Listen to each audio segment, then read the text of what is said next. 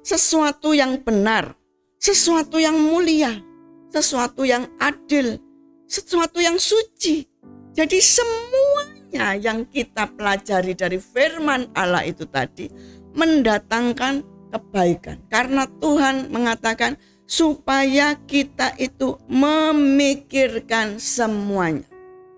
Jadi kalau kita pikirkan semuanya, maka kita akan mengalami sebuah perubahan dari pola kehidupan pikiran tadi itu. Yang semula kita berpikir secara dunia, maka kita akan berpikir secara surga.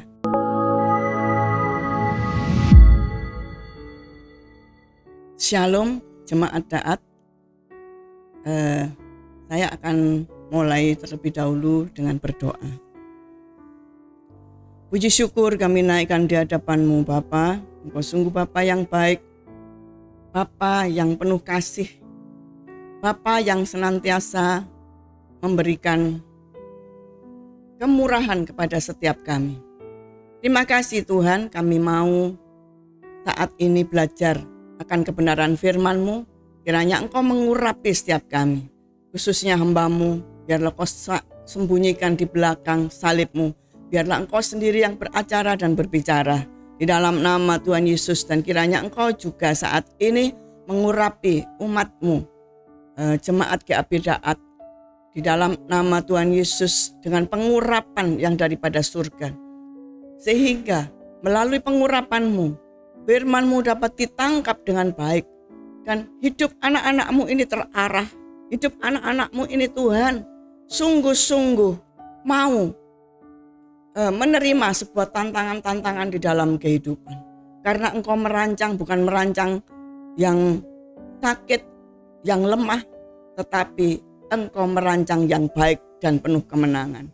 Ajari kami untuk senantiasa berjalan dan mengikuti patron-Mu Tuhan, karena Engkau juga memberikan patron di dalam kehidupan kami.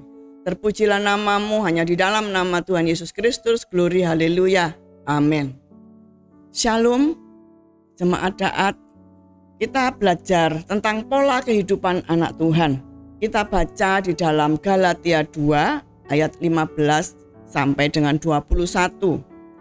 Mulai dengan ayat 15, begini bunyi firman Tuhan. Menurut kelahiran kami adalah orang Yahudi dan bukan orang berdosa dari bangsa-bangsa lain. Kamu tahu bahwa tidak seorang pun yang dibenarkan oleh karena melakukan hukum Taurat, tetapi hanya oleh karena iman dalam Kristus Yesus. Sebab itu kami pun telah percaya kepada Kristus Yesus supaya kami dibenarkan oleh karena iman dalam Kristus, dan bukan oleh karena melakukan hukum Taurat. Sebab tidak ada seorang pun yang dibenarkan oleh karena melakukan hukum Taurat. Ayat 17. Tetapi jika kami sendiri, sementara kami berusaha untuk dibenarkan dalam Kristus, ternyata adalah orang-orang berdosa, apakah hal itu berarti bahwa Kristus adalah pelayan dosa? Sekali-kali tidak. Ayat 18. Karena jikalau aku membangun kembali apa yang telah kurombak, aku menyatakan diriku sebagai pelanggar hukum Taurat. Ayat 19. Sebab aku telah mati oleh hukum Taurat untuk hukum Taurat, supaya aku hidup untuk Allah. Aku telah disalibkan dengan Kristus. Namun aku hidup, tetapi bukan lagi aku sendiri yang hidup, melainkan Kristus yang hidup di dalam aku.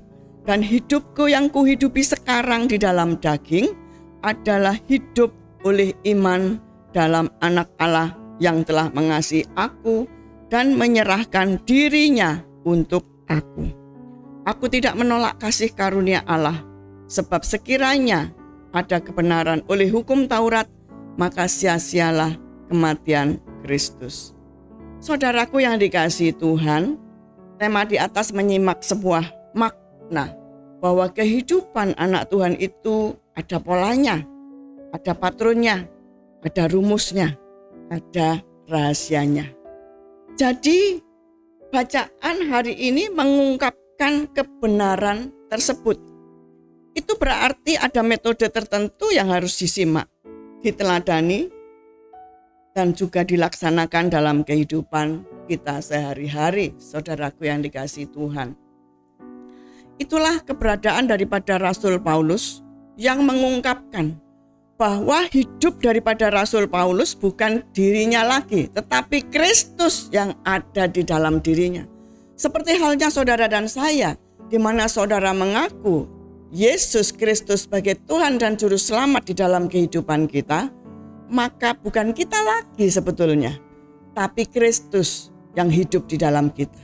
Tentu dari sini kita punya pola kehidupan yang harus kita kerjakan.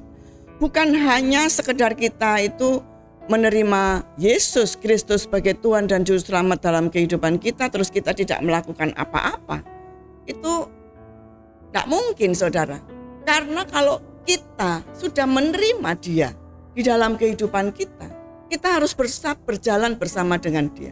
Kita harus melakukan sebuah kehidupan yang bermanfaat. Jadi pola kehidupan itu apa maksudnya, di mana kita mengatakan bahwa bukan aku lagi, tetapi Kristus yang ada di dalamku. Yang pertama yaitu pola kehidupan supaya kita banyak kesempatan. Karena hidupku bukan aku lagi, seperti dikatakan Galatia 2 ayat 20, tetapi Kristus. Inilah pola kehidupan yang memberikan kepada kita. Untuk apa? Mempunyai banyak kesempatan. Kesempatan apa, saudaraku yang dikasihi Tuhan? Yaitu supaya kita bisa bertumbuh. Kesempatan untuk bertumbuh. Secara apa? Pikiran. Jadi pikiran kita bukan hanya kalau sudah kita menerima Kristus menjadi sempit, tapi kita mempunyai wawasan yang luas. Karena apa? Hikmat itu Tuhan berikan kepada kita.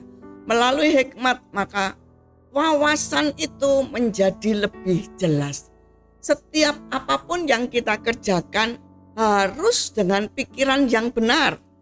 Dikatakan di dalam Filipi 4 ayat yang ke-8. Jadi akhirnya saudara-saudara, semua yang benar, semua yang mulia, semua yang adil, semua yang suci, semua yang manis, semua yang sedap didengar, semua yang disebut kebajikan dan patut dipuji. Ada sebuah kata-kata penekanan di sini.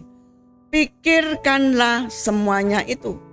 Jadi semua yang baik, semua yang suci, semua yang benar, semua yang manis, semua yang sedap didengar. Apa itu? Yaitu firman.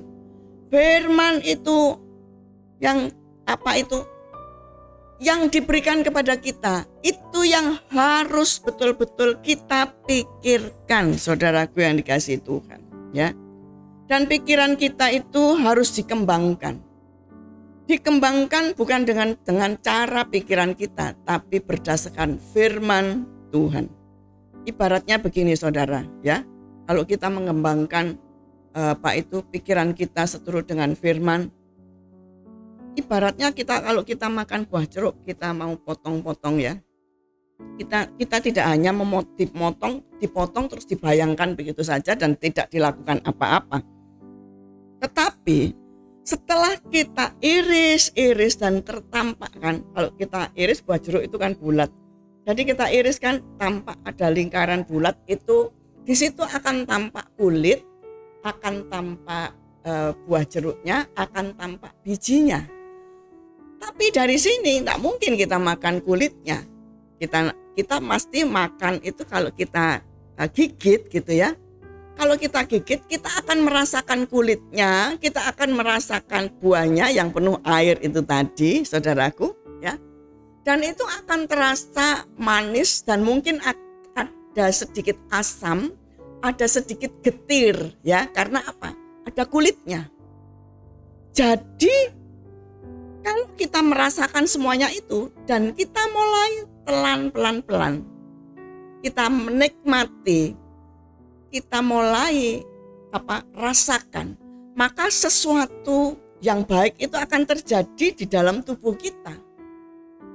Begitu juga firman Tuhan, tidak hanya kita baca, tapi kita benar-benar merenungkannya dan kita meresapinya. Kemudian kita melakukannya. Kan itu melalui sebuah proses, bukan? Kita mulai baca, kita mulai dengarkan, kita mulai renungkan, kita mulai lakukan. Itu ada sebuah proses. Sehingga di mana kita melakukan semua itu, kita akan merasakan sesuatu yang manis, ya. Sesuatu yang benar, sesuatu yang mulia, sesuatu yang adil, sesuatu yang suci. Jadi semuanya yang kita pelajari dari firman Allah itu tadi mendatangkan kebaikan. Karena Tuhan mengatakan supaya kita itu memikirkan semuanya. Jadi kalau kita pikirkan semuanya, maka kita akan mengalami sebuah perubahan dari pola kehidupan pikiran tadi itu. Yang semula kita berpikir secara dunia, maka kita akan berpikir secara surga, yaitu firman. Firman kalau buat saya itu adalah sebuah makanan roti dari surga, mana dari surga. Kita dapat menikmati, mengenyam dengan baik. Jadi hal tersebut itu kalau kita benar-benar nikmati, maka pikiran kita itu akan terjaga. Karena firman itu sebagai filter. Firman itu yang akan mengarahkan dari hal-hal yang buruk menjadi hal-hal yang baik. Seperti dikatakan di dalam Kolose 3 ayat yang kedua. Sebab kamu telah mati dan hidupmu tersembunyi bersama dengan Kristus di dalam Allah. Jadi dari sini hidup kita yang sudah mati, ya, itu hidup kita tersembunyi bersama dengan Kristus di dalam Allah. Kalau kita itu masih belum bisa mengendalikan pikiran kita, maka kita akan hidup secara dunia. Tapi kalau kita dinyatakan bahwa kita hidup tersembunyi dengan Kristus di dalam Allah, pasti kita dapat mempunyai pikiran-pikiran yang baik, pikiran-pikiran yang benar, seturut dengan firman Tuhan. Dan kita akan berlaku adil. Kita akan memperlakukan semuanya dengan manis. Kita akan mendengarkan semua yang menjadi berkat dalam kehidupan kita. Dan kita akan menjauhkan hal-hal yang buruk. Dan kita akan menjadi orang yang baik. Dan kebajikan itu akan ada di dalam kehidupan kita. Saudaraku yang dikasihi Tuhan, itulah yang pertama, ya, kita bertumbuh secara pikiran. Yang kedua, kita juga bertumbuh secara rohani. Bertumbuh secara rohani di dalam Efesus 4 ayat yang ke-14. Sehingga kita bukan lagi anak-anak yang diombang-ambingkan oleh rupa-rupa angin pengajaran, oleh permainan palsu manusia dalam kelicikan mereka yang menyesatkan. Jadi kita kalau mempunyai pikiran Kristus, kita punya hikmat, kita tidak mudah diombang-ambingkan dengan pengajaran-pengajaran palsu, saudaraku. Tapi kita tetap berpegang kepada kebenaran firman-Nya, sehingga kita tetap fokus kepada Kristus. Di dalam Ibrani 5 ayat 13 pun dikatakan, sebab barang siapa masih memerlukan susu, ia tidak memahami ajaran tentang kebenaran, sebab ia adalah anak kecil. Kalau orang yang sudah bertumbuh di dalam Kristus pikirannya, maka kita akan menjadi dewasa. Kita akan menjadi dewasa, saudaraku. Contoh, kalau kita itu di dalam pelayanan. Kalau di dalam sebuah pelayanan, kita itu harus sesuai dengan talenta kita. Jangan kalau kita itu misalnya pelayanan di dalam doa, tapi kita mau jadi WL. Padahal suaranya itu pas-pasan, ya nggak bisa, saudara. Tapi kalau kita itu menempatkan diri kita di dalam talenta kita, pasti akan terjadi yang baik. Seperti dikatakan di dalam Matius 25 ayat 15, Yang seorang diberikannya 5 talenta, yang seorang lagi 2, dan yang seorang lagi 1, masing-masing menurut kesanggupannya, lalu ia berangkat. Jadi seseorang yang melayani Tuhan, menjadi pelayan Tuhan, hendaklah yang sesuai dengan karunia-Nya, hendaklah yang sesuai dengan talentanya. Yang kedua, saudaraku ya, pola pikiran apa lagi yang dimana kita itu bukan hidup secara manusia lagi, secara daging, tetapi hidup karena Kristus yang ada di dalam kita. Yaitu yang selanjutnya, yaitu pola kehidupan yang mendatangkan banyak resiko. Ya, kalau kita mengikut Kristus bukan berarti enak ya saudara, tetapi tentu ada sesuatu hal yang akan diejek. Mungkin kok kamu ini mengikut yang menyimpang, seperti karena saya pernah mengalami itu ya. Yaitu diejek dan diolok karena nama Yesus. Waktu saya sebagai seorang Muslim dulu ya, bukan lahir secara Kristen, tapi saya secara Muslim. Pada waktu saya itu mengalami sebuah problema sakit, dan kemudian saya itu berdoa, melakukan sholat tahajud, saya ditemui sendiri oleh Tuhan secara pribadi dan memperkenalkan Dia adalah jalan kebenaran dan kehidupan. Pada waktu itu saya tidak mengerti, dan pada waktu saya mengalami sakit, dan sakit saya itu tidak ditemukan bahwa saya itu sakit, maksudnya sesuatu yang bagaimana gitu. Saya itu divonis dokter, katanya saya ini verdatipes. Padahal waktu dicek laboratorium saya tidak ada sakit itu. Sebetulnya saya sakit depresi saudara. Karena apa? Sakit depresi karena di dalam sebuah keluarga, saya Muslim, suami saya belum pemeluk, dia pemeluk yang lain. Istilahnya suami saya ke kelenteng seperti gitu. Nah, orang tua saya mengajak supaya saya bisa membawa suami saya masuk Muslim. Tapi pada kenyataannya itu membuat saya sakit, dan kemudian saya ini berdoa dan saya mendapatkan hal yang lain seperti gitu. Jadi saya ketemu dengan Tuhan Yesus itu melalui sholat saya itu. Tuhan Yesus itu berupa salib saudara, dan memperkenalkan dirinya sebagai aku adalah jalan kebenaran dan kehidupan, seperti gitu. Dari hal ini saya waktu itu juga bingung, karena di dalam doa saya ingin membawa suami saya masuk Muslim, tapi ternyata saya mendapatkan hal itu menjadi sebuah pergumulan dalam kehidupan saya, sebuah perenungan dalam kehidupan saya, sampai pada suatu saat saya menemukan titik temu bahwa ini benar.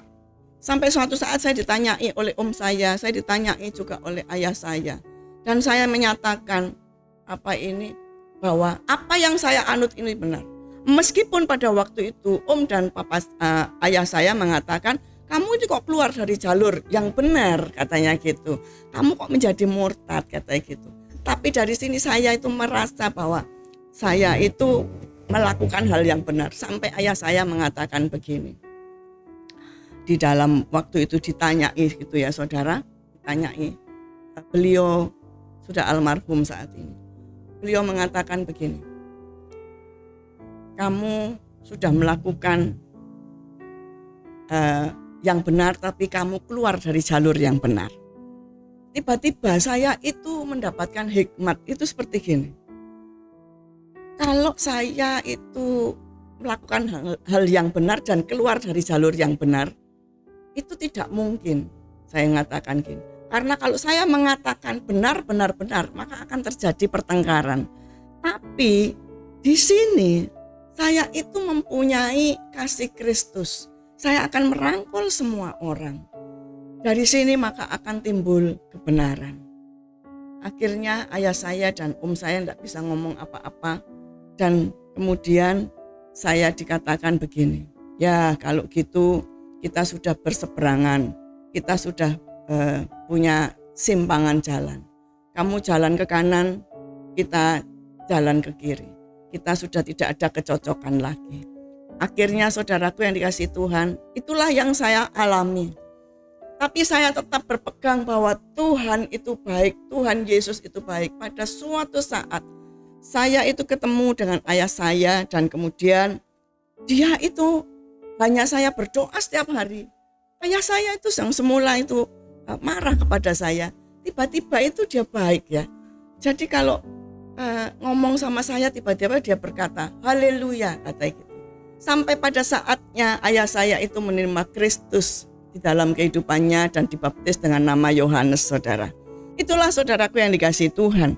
Jadi kita juga harus siap kalau kita itu mengalami sebuah ejekan, sebuah dibenci oleh keluarga, dibenci oleh dunia. Kita harus menerima itu. Jangan sekali-kali kita itu gak mau, tapi kita percaya bahwa ada pembela di dalam kehidupan kita. Itulah saudaraku yang dikasihi Tuhan. Kalau kita mengatakan bahwa hidupku bukan aku lagi, tetapi Yesus yang ada di dalamku, Kristus yang ada di dalamku, pasti kita mempunyai perbedaan-perbedaan dari orang-orang dunia. Cara berpikir, cara pandang, secara spirit kita mempunyai hal-hal yang berbeda. Karena apa? Tuhan sendiri yang akan menuntun melalui Roh Kudus-Nya di dalam kehidupan kita. Yang ketiga, saudaraku, pola kehidupan orang percaya, yaitu anak Tuhan itu apa? Yaitu pola kehidupan berkemenangan. Menang atas apa? Yaitu menang atas daging, ya. Sebab keinginan daging di dalam Galatia 5 ayat 17, sebab keinginan daging berlawanan dengan keinginan roh dan keinginan roh berlawanan dengan keinginan daging. Karena keduanya bertentangan sehingga kamu setiap kali tidak melakukannya. Jadi daging berbeda. Keinginan daging adalah keinginan dunia.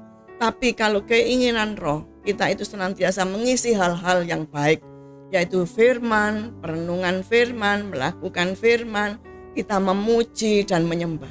Tetapi kalau keinginan daging, yaitu hawa nafsu, ya saudara, kita akan dalam arti kita akan mengalami sebuah keinginan-keinginan yang dunia, di mana keinginan-keinginan dunia, keinginan-keinginan daging, yaitu hawa nafsu kita yang tidak terkendali. Kita mau apa, kita tersinggung, kita mudah marah.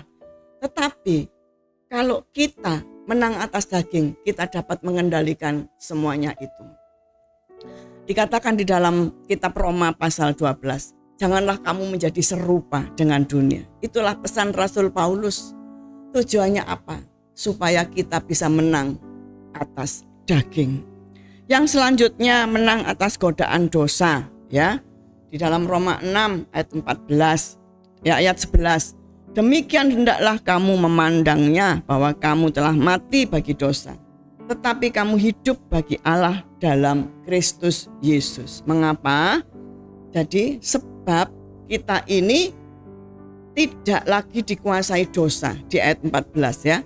Karena kamu tidak berada di bawah hukum Taurat, tetapi di bawah kasih karunia. Hidup kami ini bisa menang atas godaan dosa itu karena kasih karunia yang Tuhan berikan. Tentunya kita juga harus melawan. Dan dalam melawan itu tadi kita bukan dengan cara-cara kita, tapi dengan cara-cara Tuhan. Maka semuanya itu akan terjadi dengan baik. Yang selanjutnya yaitu menang atas dunia. Di dalam 1 Yohanes 2 ayat 15 dan 16 dikatakan, janganlah kamu mengasihi dunia dan apa yang ada di dalamnya. Jikalau orang mengasihi dunia, maka kasih akan Bapa tidak ada di dalam orang itu. Jadi kalau orang mengasihi dunia, kasih Bapa. Karena apa? Kalau kasih Bapa tidak ada di dalam diri orang itu, maka orang ini akan menghalalkan segala cara. Tidak punya kasih. Kalau tidak punya kasih, menghalalkan segala cara. apapun akan diterimanya. Misal contoh yang kecil, saudara. Saudara membeli sesuatu, kemudian saudara ini menerima kembalian. Nah, kembaliannya itu ternyata lebih. Saudara mikir, wah ini bukan salahku kok. Salahnya dia yang menjual. Tapi ini berdosa, saudara. Kalau kita tidak bisa mengalahkan, dalam arti itu daging kita, tidak mengalahkan hawa nafsu kita untuk mengingini, maka kasih Bapa itu tidak ada di dalam kita, saudara, ya. Jadi dari sini marilah kita belajar supaya kita menang atas dosa. Kita harus punya kasih Bapa dan kita harus juga mau mengembalikan apa yang bukan menjadi milik kita. Ayat 16 dikatakan, sebab semua yang ada di dalam dunia, yaitu keinginan daging dan keinginan mata, serta keangkuhan hidup bukanlah berasal dari Bapa, melainkan dari dunia, saudara, ya. Jadi keinginan daging itu berasal dari dunia. Saudaraku yang dikasihi Tuhan, kalau hidup kita bukan kita lagi, tetapi Kristus yang ada di dalam kita, maka akan ada perubahan di dalam pikiran kita. Juga ada, kita bisa menang atas daging, ya. Kita juga bisa menang atas godaan-godaan dosa. Jadi dari sini mari kita kenakan pikiran Kristus. Kita baca kembali, ya, di dalam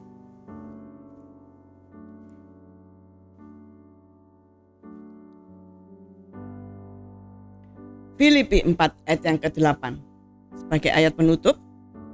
Jadi akhirnya saudara-saudara, semua yang benar, semua yang mulia, semua yang adil, semua yang suci, semua yang manis, semua yang sedap didengar, semua yang disebut kebajikan dan patut dipuji, pikirkanlah semuanya itu. Pikirkanlah baik-baik. Pikirkanlah dan renungkan. Maka sesuatu yang ajaib akan terjadi di dalam kehidupan kita semua. Amin. Mari kita berdoa.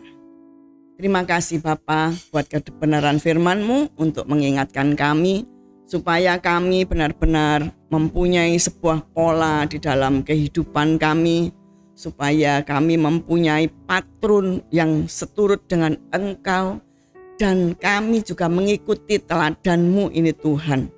Kami mempunyai pikiran Kristus, kami mau bertumbuh secara spiritual, dan kami mau melayani sesuai dengan talenta kami, dan kami mau Tuhan menerima semua hal-hal yang baik, dan kami mau juga Tuhan belajar apabila kami menerima sebuah ejekan, sebuah olokan karena Engkau, karena Tuhan, orang yang mengasihi, yang tidak sama dengan dunia, yang mengasihi Engkau, pasti ada sesuatu cercaan, ada sesuatu olokan.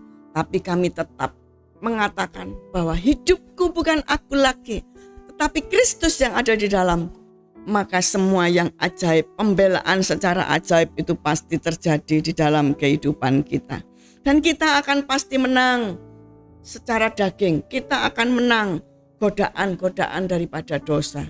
Terima kasih Bapa, terima kasih kita menang juga atas dunia. Meskipun kami hidup dan tinggal di dunia, kami mau tetap hidup bersama dengan Tuhan. Kristus yang ada di dalam kehidupan kami, itu yang akan terus menuntun dan mengarahkan.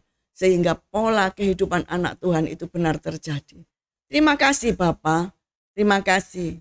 Terpujilah Engkau dari kekal dan sampai selama-lamanya. Hanya di dalam nama Tuhan Yesus Kristus, glory, haleluya, amin. Tuhan Yesus memberkati.